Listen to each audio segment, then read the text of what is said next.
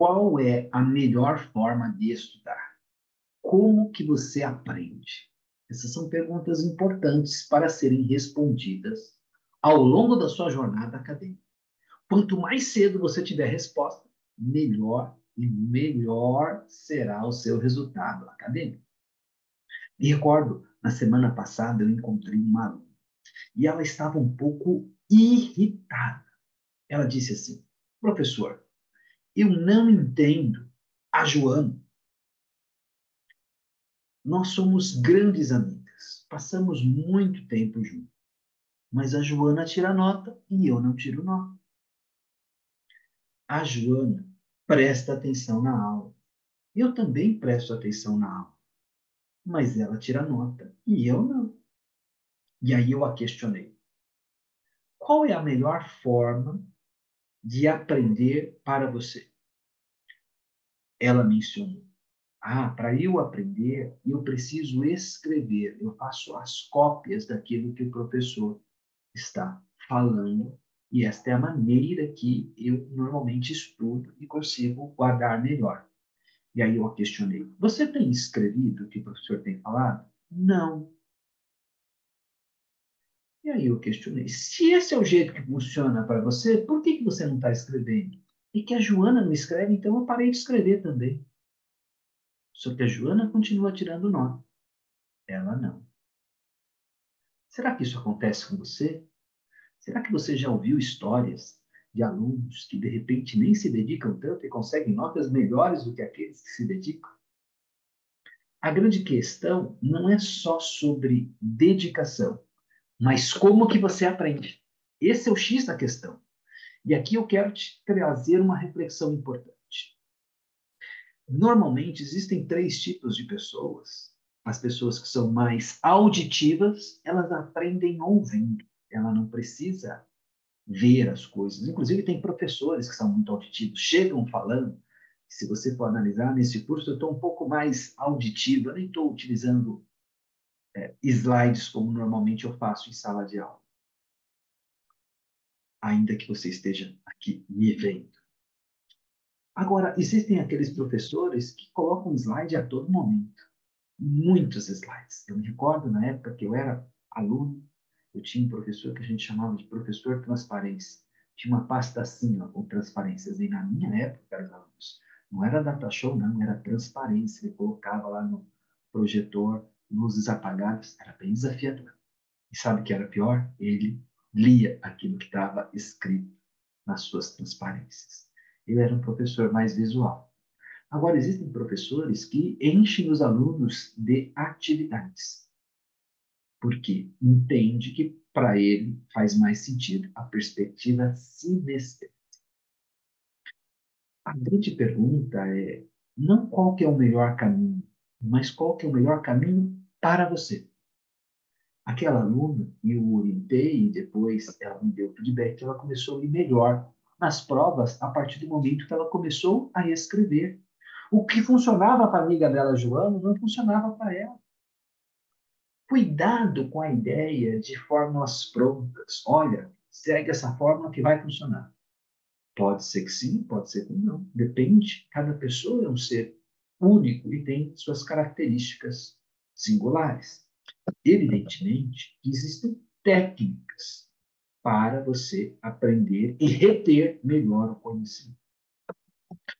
Entre elas, eu vou citar aqui algumas e vou inclusive deixar um teste aqui também para você. Eu gosto muito de testes que ajudam a termos feedbacks. O teste vai mostrar se você é visual, auditivo, sinestésico ou digital. Digital é aquele que quer ver a fonte de tudo e assim por diante. Vou deixar também um texto de apoio nesse sentido. Mas vamos lá. O que você pode fazer para aprender mais e aprender e reter esse aprendizado? O ideal é você fazer primeiro uma pré-leitura, uma leitura mais rápida, e depois você faz uma leitura mais aprofundada do texto, grifando os principais pontos, em alguns casos até fazendo uma anotação sobre aquilo. Você também pode ir um pouco mais profundo.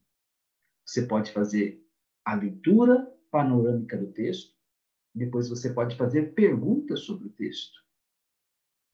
Você pode também buscar explicar este conteúdo para um terceiro. Isso é muito efetivo.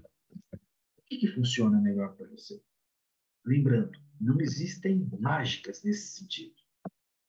Algumas pessoas são mais visuais, elas precisam, de repente, fazer um mapa mental. Você já fez um mapa mental? É uma estratégia interessante de você organizar o conhecimento. Então, por exemplo, às vezes eu vou dar uma palestra e eu não vou usar os slides, eu posso construir um mapa mental, né? Tem uma estrutura, né? Um tema central, por exemplo, aprendizagem. E aí eu vou colocando as setas e algumas figuras e cores um círculo para que eu possa estruturar o meu pensamento para ter começo, meio e fim. Isso é uma forma de você organizar o conteúdo.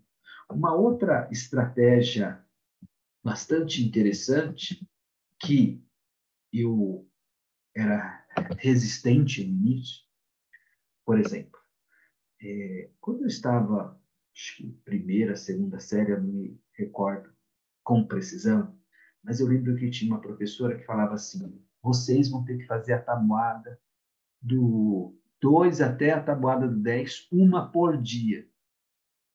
Eu não tinha um caderno, eu tinha que ficar repetindo aqui, repetindo.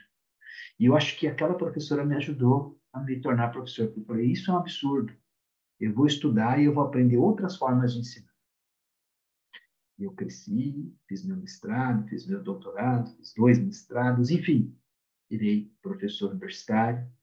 E não é cada nada, em partes estava certo. A repetição ajuda no aprendizado. A repetição ajuda no aprendizado. A repetição ajuda no aprendizado. A repetição ajuda no aprendizado. Por exemplo, provavelmente você vai se deparar com professores aqui na faculdade, que você fala assim: nossa, como esse professor é inteligente. Ele sabe tudo de cabeça. Aí você pergunta para ele: quanto tempo você dá aula dessa disciplina? Ele fala: uns 10 anos.